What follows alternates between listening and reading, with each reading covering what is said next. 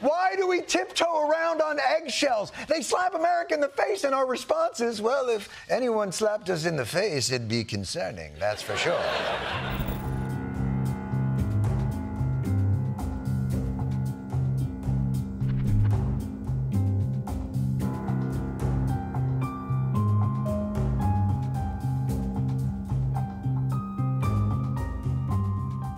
The war in Gaza is now 6 months old.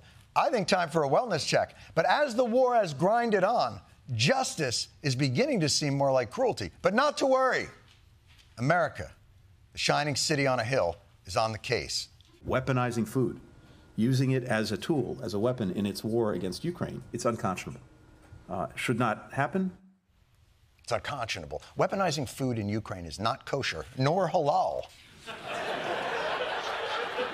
Speaking of which, there is a literal famine in Gaza caused by the war. I assume America will also consider this unconscionable. Absolutely, we're concerned about that. No question about it.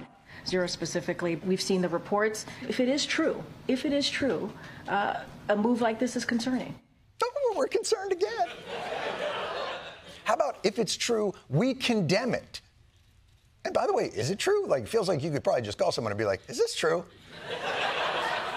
Well, you know what? Perhaps these are just peripheral issues. What about the bedrock rule of international law? No taking land by force. When Russia does it, we're pretty clear.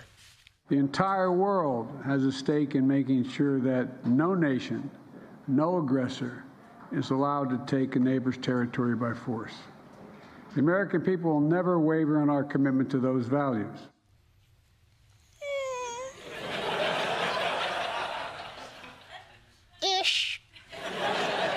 See, this is where Israel's actions get interesting. Because you might say Israel's war is different than Ukraine's. Israel's responding to an attack and a hostage crisis. But in the midst of that, they pulled a little something in the West Bank on March 22nd that might be notable.